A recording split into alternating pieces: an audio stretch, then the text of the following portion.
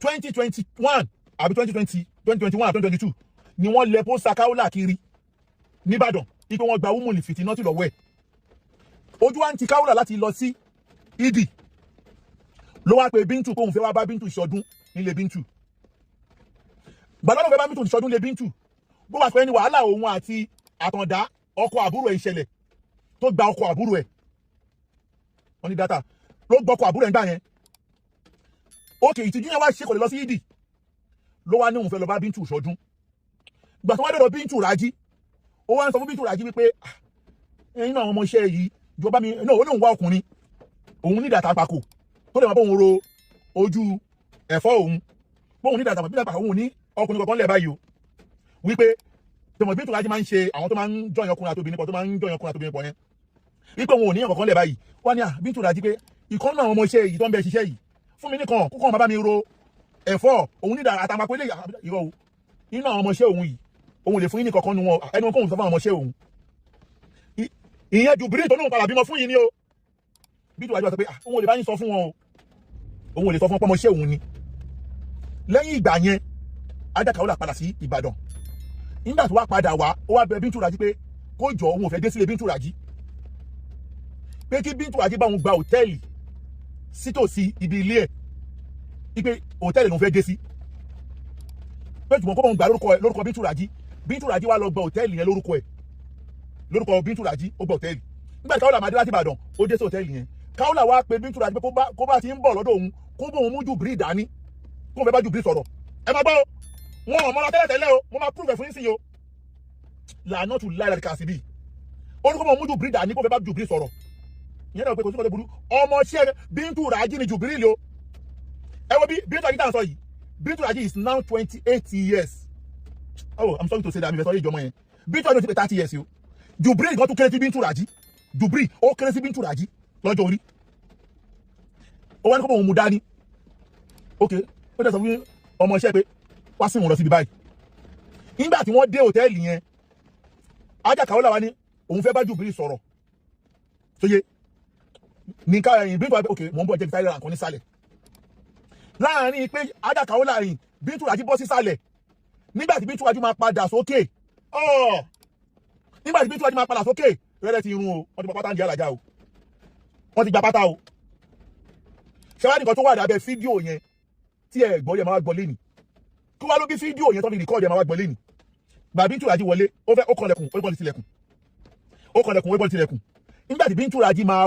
ṣílẹ̀kùn fún ó bá Jubril ọmọ iṣẹ́ ó bá tó ń páàkì ẹ̀jẹ̀ lórí bẹ́ẹ̀dì ó ń fi bẹ́ṣíìtì clean ọ̀jẹ̀ lórí bẹ́ẹ̀dì ó wá ń bèèrè lọ́wọ́ Jubril kí ló ṣẹlẹ̀ Jubril ò lè sọ̀rọ̀ ó fà ó ní pọ́nmọ́ yẹn ti weak ó wá bèèrè lọ́wọ́ Alhaja wá ní kọ́mọ yẹn jókòó gbogbo ọ̀rọ̀ lọ́wọ́ ní fídíò gbogbo ọ̀rọ̀ ìfídíò ẹ̀ wà nígbà tó bá yẹ pé Jubril ti weak kọ́ máa kó bá ọmọ ọlọ́mọ torí pé orúkọ náà fi gbòtẹ́ẹ̀lì kò mọ bí ẹ̀jẹ̀ ṣe dé orí bẹ́ẹ̀dì ẹ̀rù ló bá ọmọ yẹn ọmọ yẹn bá táyé kí fóònù ẹ̀ mọ́lẹ̀ ó wá rìkọ́ọ̀dù ohun tó ń ṣẹlẹ̀ torí pé kọ́ máa kó bóun ó wá interview Alhaja nínú fídíò yẹn ẹ máa gbọ́ máa pín fídíò yẹn díẹ̀ sí ó wá interview Alhaja pé kí ló ṣẹlẹ̀ sí Jubril Alhaja wá ń sọ nínú fídíò yẹn wípé má wọlé jàre wípé òun ò mọ̀ pé ọmọdé is strong tó yìí o pé the way bó ṣe handle òun the way bí Jubril ṣe handle òun tó bá jásí pé ọmọ kékeré ló handle bẹ́ẹ̀ ihun táwọn wí ìkọlà àbá máa wí máa play fídíò yẹn sìn ní first day ní ọtọ́ máa múra o mo wá wòlé sáré ẹ̀sẹ̀ pé hòtẹ́ẹ̀lì kan náà wà máa play ẹ̀ máa hòtẹ́ẹ̀lì náà wà sìn ní ó wá ní kí ló ṣe Jubril máa wọlé jàre ọtí tó mu ló ń dà láàmú àṣebọ́ṣe bọ́lẹ̀ yẹn bí Bintu ṣe bọ́lẹ̀ Alhaja ti ọ̀dà ọtí fún Jubril wa mu ọtí yó ọtí tó mu yẹn ló fi kí Alhaja mọ́lẹ̀ ó gbó Alhaja nígbòkúgbò yé bàbá òwe lọ́dọ̀ Jubril yẹn ó gbó Alhaja nígbòkúgbò débi wípé àṣoyún wà lára Alhaja má gbé fídíò jáde irọ́ nìyẹn má parọ́ ni torí pé ìgbà tọ́rọ̀ yẹn ṣẹlẹ̀ Alhaja fúnra rẹ̀ ló sẹ́ndì fídíò tó Alhaja ló sẹ́ndì ẹ̀sìn mi fúnra rẹ̀ lànà tó láì alàlìkà síbí kódà Bintu ò ní fídíò yẹn lọ́wọ́ nígbà tí wọ́n gbé jáde lórí péjì yẹn Bintu jáde tó wá send message sí pé wọn pé fídíò tó wù ní bí báyìí Alhaja Okanlomo ní fídíò máa prove ẹ̀ fún yín lẹ́nu bọ̀mọ̀ kọ́ ẹ̀jẹ̀ kọ́ yọjú Kaola iná ní Kaola wọn sọ fídíò pé tó ọkọ̀ ọmọ kékeré ni ó kì mọ́lẹ̀ kó bá di báyọ̀ ọba jẹ́ tó yẹ tó dà kẹ́lẹ̀ mọ̀ wípé ihun tó dẹ́rù bọ́ ọmọ yẹn ní ihun tó dẹ́rù bá Bintu ní pé ṣó possible lẹ́nu pé kóhun bọ́lẹ̀ wọ́n fẹ́ sọ̀rọ̀ wọ́n ti gba pátá nídìí Alhaja ẹ gbọ́ lẹ́nu Alhaja fúnra rẹ̀ ẹ gbọ́ fídíò yẹn jẹ́ máa gbọ́ fídíò yẹn lẹ́nu kò lè rìkọ́ọ̀dù Alhaja o fídíò yẹn rìkọ́ọ̀dù èní on the 20 èní on the kíndé tèmi náà on the 11th of April 2025 jẹ́ play fídíò yìí gangan ó yẹ wá gbọ́ kò dẹ̀ sí wòwò Alhaja ń bẹ̀ kò sí wòwò Alhaja ń bẹ̀ ẹni tó lówó kì í ṣe ṣìnà ní first day tí wọ́n mú jù bí lọ sí hòtẹ́ẹ̀lì ẹgbọ́n tálàjà sọ ní báyìí ẹ má mi ní play púpọ̀ mo kàn gé díẹ̀ kẹlẹ̀ gbọ́n Alhaja tẹ́pẹ́ kò sí wòwò Alhaja ń bẹ̀ o màá play fídíò kò sí ìwòwò Alhaja ń bẹ̀ o ẹ wá gbọ́n tálàjà ń sọ jáde lẹ́nu odindi umu ọjọ́ àkọ́kọ́ tọ́kọ́ mo pàdé ọkùnrin tó lóun ò ṣe ṣìnà rí ẹgbọ́n tó sọ jáde lẹ́nu bismillah.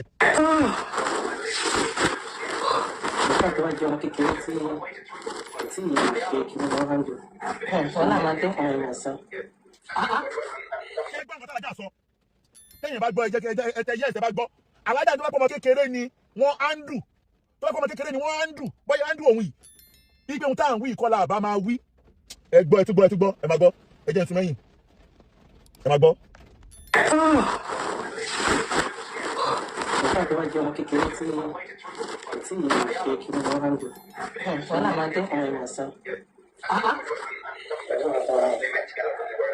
But you want to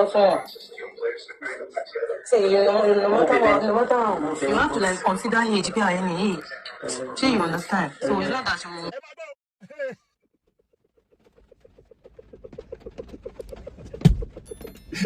bàbá rẹ̀ Bintu Raji gan bàbá rẹ̀ lọ́mọbìnrin ọmọ Bintu Raji wá sọ pé òun náà bá ti consider age Alhaja kò bá ti consider age Alhaja ó fẹ́ kun Alhaja pa ni pé kò bá ti consider age ṣé ọmọ bàbá Alhaja ni tó dẹ̀ kun Alhaja kan. ẹ má dàbí pé ẹrù ẹ̀jẹ̀ ló bá ọmọ Bintu Raji fẹ́ kámẹ́rà o fídíò ẹ̀jẹ̀ náà wà lẹ́ o fídíò ẹ̀jẹ̀ wà lẹ́ o kóòtù àti máa lọ lò yẹn kóòtù láti máa lọ lo fídíò ẹ̀jẹ̀ báwo lè jẹ́ ṣe jẹ́ ṣé wá ní fídíò yìí ni Kaola ń bẹ̀rù kó má jáde ní 2022 ní ìgbà tí mo lọ sí Dubai tí mo lọ bá Bintu Raji mo ṣe bẹ́ẹ̀ nígbà yẹn Bintu yìí ló ń bẹ̀rù kó má jáde nígbà yẹn ń bọ̀ ẹ̀jẹ̀ ó dán o ẹ má gbàgbé pé fídíò yẹn ihun tó dẹ́rù bà Bintu òun ni ọ̀rọ̀ ẹ̀jẹ̀ kódà ìgbà tí wọ́n kúrò ń bẹ̀ nígbà tí Bintu padà kúrò ń bẹ̀ Bintu padà wá pé Jubril lórí agbó pé ó dẹ́rù bà mí kí ló ṣe é lẹ́ẹ̀kan ó dẹ́rù bà mí ẹ̀rù ló bà mí Jubril wá ń sọ ohun tó ṣẹlẹ̀ láàrin Alhaja àti Bintu Jubril wá ń sọ fún wọn fídíò yìí fún ara ẹ̀ Alhaja ló sẹ́ǹdì ẹ̀ sí mi ìgbà tí Bintu sẹ́ǹdì ẹ̀ sí Alhaja táwọn ẹ̀gbọ́n mi yé já lẹ́yìn ìgbà tí wọ́n ṣe àníyàn tán Jubril wá bẹ̀rẹ̀ sí ní sick Bintu wá ń pe Alhaja pé ọmọdé yìí máa ń sick ọyún yọ létí ẹ̀ Alhaja wà dáhùn ni Bintu wá sẹ́ndì fídíò yẹn sáré pé ẹ̀rọ tó fẹ́jọ́ ṣe tó fi rí ẹ̀jẹ̀ o mi ìfẹ́ wà láwọ̀ ẹ má kó bá mi o Alhaja ló wá sẹ́ndì fídíò yẹn sí mi pé kémi wo nǹkan tí Bintu fi ń tírẹ́tì òun kó fẹ́ gbowó lọ́wọ́ òun otherwise Jubril ló sick nígbà yẹn torí Jubril ti ń ṣiṣẹ́ pẹ̀lú Bintu kẹ́lọ́ kí Jubril ń ṣiṣẹ́ pẹ̀lú Bintu Jubril lélẹ́yìí o Jubril lélẹ́yìí ọmọọṣẹ́ Bintu ni ẹ máa wo Jubril lélẹ́yìí o ẹ máa wo Jubril òun lélẹ́yìí o mi ní pẹ́ pẹ́ máa wo òun ni Jubril lélẹ́yìí o òun ni Bintu ń bá wí lọ́wọ́ Jubril lọ́wọ́ lórí kúnlẹ̀ yìí o under Bintu ló wà nígbà yẹn o Bintu ló ń bá wí lọ́wọ́ o ẹ máa gbọ́ o.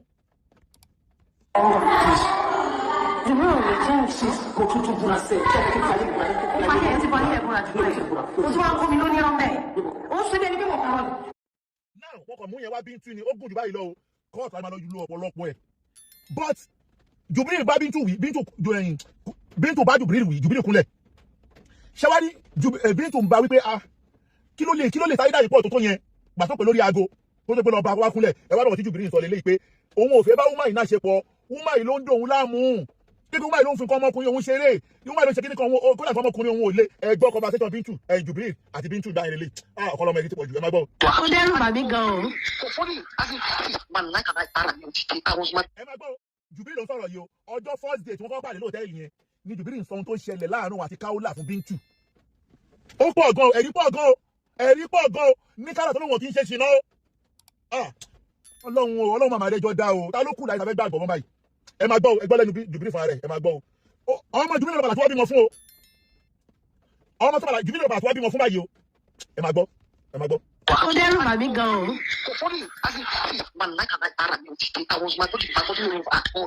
kí ló wá sọ kí ló Alhaja wá sọ. say,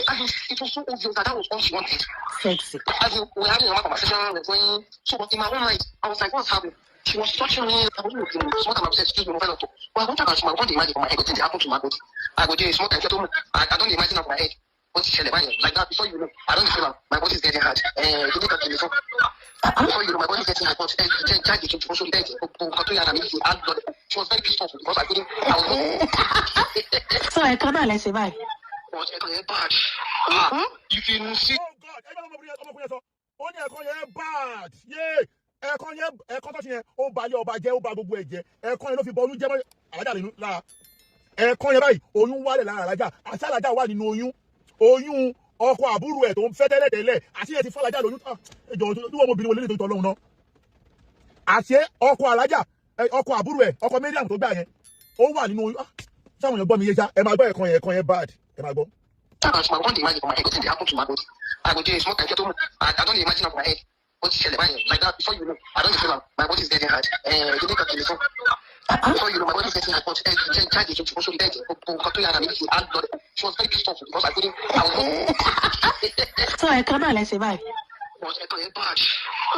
You can see the way she did sweat. She was running from me. She was running from me. And it took when I went to the bathroom, I wanted to say the toilet, one took as soon as I felt like my body's coming up again, she tried by I just went straight to her, light beside her. You know, she was already angry. Someone stopped me. As soon as she noticed I came out, my friends like this thing is hard. She not done. I'm telling you, she not done. I'm testing me again. She can't begin the rub. She can't begin the rub. I tell you, there is something. I'm telling you, everyone will think that you know there is something on my body. I know there's something on my hand. Show something. No, as in show something because something is wrong. I will not tell her that kind of thing. Okay. I can't do. I did not tell her that kind of thing.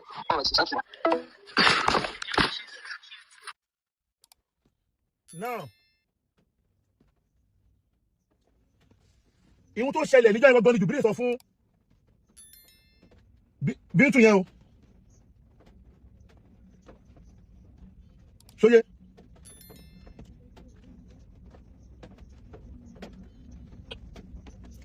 Now, mo ń bọ̀. Mẹ́sẹ̀ kan mo sáré gbọ́n sí o. Now, ọ̀rọ̀ tó ṣẹlẹ̀ yẹn láàrin wọn ni Bintu sọ fún ẹni Jubilee sọ fún Bintu o. Ó pọ̀ jù bẹ́ẹ̀ yẹn lọ o. Díẹ̀ la máa yọ. Ẹ má bẹ̀bẹ̀ fídíò yìí òun ni wọ́n ń discuss o. Fídíò yìí ni wọ́n ń discuss o. Fídíò. Léyìí, ibo lẹ ti rí wo Alhaja, ṣé wo Alhaja wà ń bẹ̀? Ìwọ̀n tó ṣẹlẹ̀ reality gangan lélẹ̀. But Alhaja ń parọ́ pé òun kì í ṣe ṣìnà. Òun first day tó máa pàdé gangan lélẹ̀, ó gùn jù lélẹ̀ lọ o. But kí ló fà tọ́mọ yẹn fi record òun ni ẹ̀jẹ̀ tọ́mọ yẹn rí. Ta ló wá send fídíò yìí sí mi Alhaja Kaola ni tí mo ní ẹ̀rí ẹ̀ lọ́wọ́. Kódà Bintu bàbá tí ń bẹ̀ mí pé kí n send kíní ìsóhun ni so that conversation àti Bintu lélẹ̀. Èmi àti Bintu gan gbà tó ń bẹ̀ mí pé kí n send ẹ̀ sóhun òun lélẹ̀. Tẹ́ bá lọ wo chatting àti Bintu láti December òun lélẹ̀ chatting àti Bintu ìgbà ni mo send ẹ̀ sí Bintu lè máa wo òun lélẹ̀. Ẹ máa wo òun lélẹ̀. Kí ni record mi àti Bintu lélẹ̀? Òkè yẹn pé December 21. Ẹ jẹ́ kí n gbá ti December 21. Ìgbà yẹn a sọ̀rọ̀ nípa ọ̀rọ̀ program ètò fẹ́ ṣe òun ló send mi quality lélẹ̀. Miss call ni olówó àlùkè yẹn. Ìtìmọ̀ àdúṣà. Ìtọ́ sọ inú last video náà ni mo lè fast pé mo ní lọ́wọ́. Ìtọ́ sọ last video tó ṣe pé ìyẹn dárúkọ yàtí kan tó ṣe tó dárúkọ. Ìgbà tí Bintu béèrè lọ́wọ́ mi pé kí n jọ kí n send àwọn fídíò tí bá ní lọ́wọ́ sí òun nípa ẹ̀gbọ́n tó ṣẹlẹ̀ nígbà yẹn òun lélẹ̀. Ẹ máa gbọ́. Ìyẹn mo lè sọ. But kí n jẹ́ máa lọ́wọ́ àwọn fídíò ẹ̀ lẹ́yìn yẹn yẹn máa ó máa take a lot of time with the time wo yẹn pẹ̀lú for now. Ṣé yẹ? Ẹ̀rọ bíbá ni mo drop voice message yẹn fún pé mi ò ní time láti máa wá fídíò sí ó ní òkè wá ní ẹjọ́ wá send voice sí mi ẹ máa gbọ́ voice to send sí mi lẹ́yìn o. Mo ń fẹ́ ibi tó ti sọ pé èmi ni mo gbé fídíò òun fún Saheed Shittu ni mo ń fẹ́ ibẹ̀. Ẹ rí pé n tí Bintu sọ fídíò tó lóun ní ìdí yẹn mo wá fún lẹ́sìn ẹ máa gbọ́. Ó dà pé ó ti sọ yẹn ti pẹ́ bọ̀ mo rí pé tó ṣe ẹ̀sọ́ sìn máa fara bẹ́ẹ̀ wò ó sọ pé ó ní ó dárúkọ ẹni kan pé Bintu Raji àti bàbá ṣọgbà gbọdọ̀ àti èmi lájọ gbé fídíò òun jáde mo gbọ́ yẹn lẹ́nu ìlú tó jẹ́ ṣe ìbọn máa bẹ́ẹ̀ wò mo bí sì díẹ̀ báyìí ni ṣe yẹ mo bí sì máa bẹ́ẹ̀ wò ọ̀ kílẹ̀ tó máa send yẹn sí ẹ. Okay, ó dá mi lóhùn ní yes thank you but ó di on the 8th tí mo rí fídíò yìí lórí péjì kan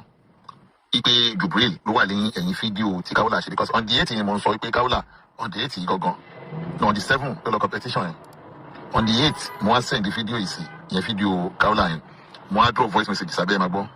Hello Bintu báwo ni sàlámù alẹ́kùn akóńgbẹ̀mí àṣìkà wo fídíò tí mo send sí ẹ̀ yìí dáadáa wo ọkùnrin tó wà lẹ́yìn Kaola nínú studio yẹn bá mi confirm ẹ̀ dáadáa mo rí pé dàbí Jubril wà lẹ́yìn ẹ̀ àná ló ṣe fídíò yìí o àná ló ṣe bá mi confam fídíò yẹn dàbí Jubril wà lẹ́yìn ẹ̀ tó ya selfie lẹ́yìn ẹ̀ bá mi wò bá mi confam ẹ̀ dáadáa. náà fídíò tí mo ń sọ lélẹ́yìn máa fídíò yẹn wọn lélẹ́yìn. ó ti the new dimension gbogbo nǹkan ti di tuntun everything ti wà okay nípa. ẹni fídíò ni mo sọ pé ọjọ́ tí Kaola tó ṣe fídíò yìí gangan ọjọ́ iná lọ submit petition sí Zone 11 ọjọ́ ìgbọ̀nà on the 7 lọ submit petition ọjọ́ ìgbọ̀nà lélẹ́yìn. ṣe gbogbo ètò à ń lọ sí hajj ọ̀rọ̀ visa ọ̀rọ̀ ticket ọ̀rọ̀ hotel ọ̀rọ̀ gbogbo ẹ̀ ní àárín àná sí èmi sí ìjẹta ó ti the new dimension gbogbo nǹkan ti di tuntun everything. yà Jubril yẹn ló wà lẹ́yìn yẹn ẹ máa ń wí sí ti ọmọ yẹn fún mi ó ní wàláì I'm not sure ó ní wàláì I'm not sure lẹ́yìn ìgbà yẹn fídíò tí wèrè Saheed wa ń sọ wípé Bintu ló rìkọ́ọ̀dù ló sẹ́ǹdì ẹ̀ sí mi yìí ẹ rí pé mi mú padà wá sẹ́ǹdì fídíò yẹn sí Bintu fún ara mi torí pé Kaola ló ti sẹ́ǹdì fídíò yẹn sí mi tipẹ́tipẹ́ òun ló sẹ́ǹdì fídíò yìí sí mi tipẹ́tipẹ́ Kaola tó sẹ́ǹdì fídíò sí ṣáàtì yẹn wà lórí fóònù mi àti Kaola lórí fóònù Kaola tó bá tẹ́bí fóònù mi pé wọ́n jí fóònù mi ní mọ́ká gbá yẹn ni ṣáàtì yẹn tó wà lórí fóònù Kaola òun lélẹ̀ fídíò tó ń sọ lélẹ̀ yìí o fídíò tó ń sọ lélẹ̀ yìí o fídíò tó ń sọ lélẹ̀ yìí o fídíò lélẹ̀ yìí o. mo kàn fẹ́ ìprófù ní pé káàdì gbogbo ṣáàtì àti Bintu yìí tí mo sì lè kọ́ọ̀dù yìí ó fóònù Bintu tó wà lọ́wọ́ wọn kọ́ lọ orí page orí fóònù Bintu tó ń bàbá ṣáàtì yìí bẹ́ẹ̀ Bintu kọ́ ló sẹ́ǹdì ẹ̀ sí mi Kaola ló sẹ́ǹdì ẹ̀ sí mi fún ara ẹ̀ mo tàbí ìfẹ́ ìprófù ní now bí mo ń ṣe program lọ́wọ́ yìí mo gba mẹ́sẹ̀gì kan àáfàá kan send mẹ́sẹ̀gì sí mi ó ní pé Yusuf Adépọ̀jù wọ́n tún wá arrest àwọn ní Ìlọrin sìn wọ́n ní Yusuf Adépọ̀jù wá arrest èèyàn kan ní Ìlọrin sìn àáfàá tó send kìíní sí mi mo ń bọ̀ mo ní mẹ́sẹ̀gì kan sìn láti ọ̀dọ̀ Alimorikazi àáfàá yìí ló send ẹ̀ sí mi sìn láti ọ̀dọ̀ Alimorikazi mo ní voice sìn ó ní salam aleikum o please it's very urgent I was arrested by Yusuf Adépọ̀jù now on our way to Òṣogbo voice tó fi lélẹ́ lórí lélẹ́ yìí o ẹ gbọ́ voice yẹ o ẹ gbọ́ voice yẹ o. Assalamu alaikum warahmatullahi wabarakatuh. So, mo fẹ́ kẹ́ dákun go through message mo send through messenger yẹn. So warrant àwọn Malam Yusuf Adépọ̀jù Akadi òun ló wá fi gbé mi lọ́rin nísìnyí o. Orí lecture kan tí mo ṣe nínú àwẹ̀. Tọ́ ẹ dákun náà mo ní kí n sọ fún yín àti wà lọ́nà báyìí wọ́n sì wá gbé mi láti lọ́rin nílùú Òṣogbo. Náà mo ní kí n update yín inshallah. Now mi ò mọ àfáà yẹn o mi ò mọ àfáà yẹn tó bá mọ àfáà tó ní péjì Alimorikazi àfáà tó ní Alimorikazi wọ́n ti gbé nísinsìnyí o mi ò mọ àfáà yẹn o wàláì ẹ pé àjọ ṣáàtì dí fọ́nsá ní ma tẹ́ mẹ́sẹ̀gì sí mi o sọ̀rọ̀ kẹlẹ̀ lára aburú tí wọ́n ń ṣe nìyẹn o now màá sọ program yẹn sí bíbá yìí sìn ó yẹ kí n gba kọ́ọ̀lù lẹ́nìí lórí program yẹn but màá continue lágbọ́rọ̀ Ọlọ́run níjọ́ Sunday or Monday màá continue a máa padà wá gba call tó yẹn bá dẹ̀ ká tí mo lè gba call yẹn ó ti wọ 3 hours already program yẹn ní ti gùn jù sọ̀rọ̀ màá tún program yẹn gbé wájọ Monday màá wáyé lágbọ́rọ̀ Ọlọ́run sọ̀rọ̀ láti mọ̀ wípé gbogbo tó jẹ láàrin Kaola àti Bintu kí gbogbo ayé bá wa dá sí pẹ̀lú ògbólọ́dọ̀ Ọlọ́run máa wáyé àfáà tí wọ́n gbé ẹja àti ìbẹ̀rẹ̀ iṣẹ́ lórí Òṣogbo náà tún gbé lọ́mọ èní Friday kẹ̀kẹ́ èní ni Friday bọ́ọ̀ máa ń ṣiṣẹ́ aburú wọn nìyẹn o Zone 11 yìí náà tún ní o mọ́wàá láká tó ní pé Yusuf ò mọ́ ń pa ẹ̀ Zone 11 tún ní o mọ́wàá láká tó ní Yusuf ò mọ́ ń pa ẹ̀ Zone 11 tó lọ gbé àfáà mi lọ́wọ́lọ́wọ́ ń sìn wọ́n tó lọ gbé àfáà mi lọ́wọ́lọ́wọ́ ń sìn wọ́n ní àlùfáà yẹn ti gà o ẹjọ́ mọ àfáà yẹn tèrè ṣẹ́rí lórí o èmi mọ àfáà wọn àfáà yẹn lélẹ́yìn èmi mọ àfáà wọn wọ́n ní Alimorikazi page òun lélẹ́yìí o Alimorikazi page òun lélẹ́yìí o àfáà yẹn lélẹ́yìí mo ti ẹ̀rí pọ́n pé mo ní mẹ́sẹ̀jì látà pé ẹ wo messenger yìí mo ṣe rí ní o Alimorikazi page ẹni bá mọ̀ rí o so ẹ bá fẹ́ pè wọlé tó dáì brief wa nípa ọ̀rọ̀ yẹn +1 347 465 6509.